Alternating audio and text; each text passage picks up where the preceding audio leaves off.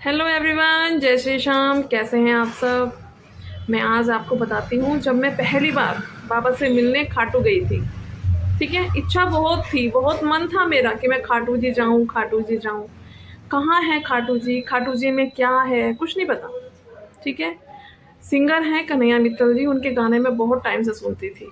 अब वो तो गानों को ऐसे सुनाते हैं, ऐसे सुनाते हैं भैया, गाने तो कम लगते हैं, रियलिटी ज़्यादा हो जाती है। ऐसा लगता है कि हम ही बस वहाँ लाइन में लगे हुए हैं और वो हमारे सामने चल रहा है। ठीक है, चलो, उनके गानों का इफेक्ट बहुत था। बिना देखे ही बाबा बाबा होती थी, बहुत ज़्यादा होती थी बाबा बाबा। कौन बाबा हैं, कैसे बाबा हैं, फोटो में देखते थे।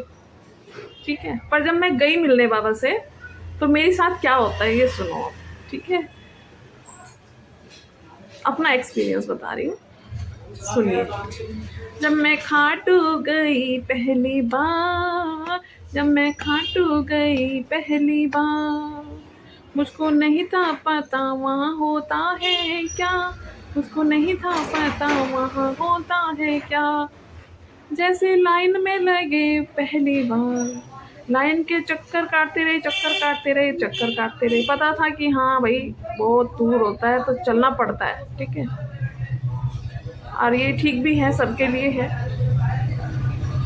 तो मैं अपने भैया के साथ गई थी, छोटा भैया है मेरा, मैं उनके साथ गई थी। तो उन्होंने मुझे बताया था कि बाबा को बस सीधे देखना है, बाबा की आंखों में देखना है। मुझे उसने ऐसे बोला। मैंने कहा ठीक है भाई, बाबा को जब बाबा दिखेंगे तो बाबा की आंखों में ही देखेंगे। अब हमें तो पता नहीं भाई क्या होता है, कैसे होता है, क्योंकि वो तो जाता रहता था। फिर बाबा से हम जैसे भाई वो सीढ़ियों से गए पहली बार, तो कन्हैया जी ने बताया था कि तेरे सीढ़ियों से जाते हैं। तो वो उन्हीं का ही पता था कि हाँ तेरे सीढ़ी ये वही है, उन्हीं से जाना है। तो बाबा सामने दिखते हैं। जब बाबा सामने दिखते हैं, अब बाबा भाई श्रृंगार देख के उनके श्रृंगार में ही खो गई मैं तो। ऊपर तक जब तक नजर गई, वो पुलिस वाले भैया ने आगे चलता कर दिया, चलो भाई आगे। ये क्या हुआ, यहाँ तो कुछ दिखाई नहीं। इतनी दूर से आई हूँ बाबा से मिलने, यहाँ तो कुछ दर्शन ही नहीं हुए। तो मेरा मन बहुत दुखी हुआ, बहुत ज्यादा दुखी हुआ।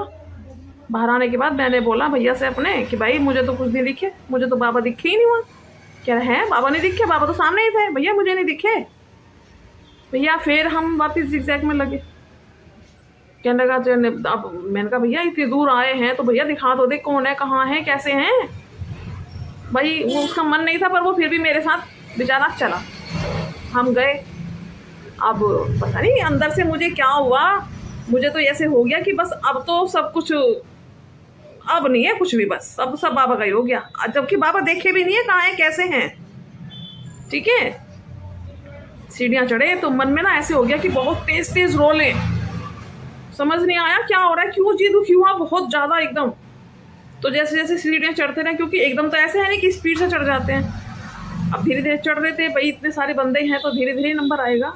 पर अंदर ना ऐसे हो गया जैसे, मतलब बहुत तेज रोलूं, इतना तेज। अच्छा, ऊपर पहुंचे तो फिर बाबा का श्रृंग, मतलब मैंने कहीं नजरें नहीं घुमाई, सबसे ऊपर मैंने बाबा को देखा। और जब मैंने बाबा को देखा तो आप विश्वास करना, मुझे उनकी झलक, जब मैंने उनको देखा पहली बार, कभी तो वो मुझे मेरे बड़े भैया जैसे लगते और कभी मुझे वो अपने बेटे जैसे लगते। ठीक है, उनकी शक्ल उनसे इतनी मैच कर रही थी। और मैं इतना रोई हूँ, इतना रोई हूँ कि मेरी आंखें मतलब बाढ़ आ गई भाई। इतना तो मुझे नहीं लगता कि मैं अपनी शादी में रोई हूँ, पढ़ाई को लेके रोई हूँ, या भाई पिटाई हुई हो उसमें रोई हूँ, नहीं। सबसे मतलब बहुत ही ज़्यादा रोना आता है। उसके बाद हम आए तो मेरा भैया मेरी शक्ल देखता है, मुझे कहता है क्या हुआ, ये क्या था। मैंने कहा भैया कुछ नहीं था, अब तो बस चुप हो चल।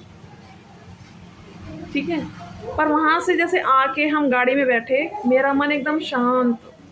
मुझे ऐसे लगा ना जैसे बस कुछ बदल गया। वो क्या बदला वो तो बाबा को पता है, पर बदल गया। और वाकई में ही वो मैं 2022 में दर्शन करके आई थी, मई में। और वाकई ही में मेरे जीवन में परिवर्तन हुआ। क्या परिवर्तन हुआ, तो वो हम आगे मिलेंगे, मैं बताऊंगी। ठीक है, आपने मेरी बात सुनी उसके लिए बहुत बहुत धन्यवाद, और सभी को जय श्री श्याम।